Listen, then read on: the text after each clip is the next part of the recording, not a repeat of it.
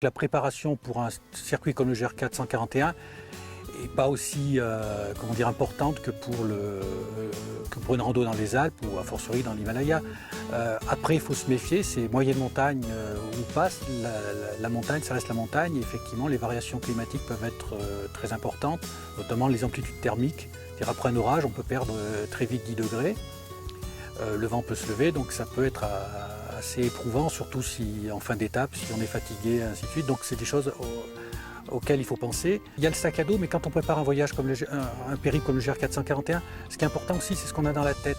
Ça veut dire qu'avant, moi pour le préparer, j'ai lu ou relu des auteurs. Je pense à Nicolas Bouvier, connu pour son livre L'usage du monde, mais je pense aussi à un dictionnaire philosophique et vagabond de la marche et des marcheurs, qui est aux éditions Milan et qui est écrit par Christophe Lamour.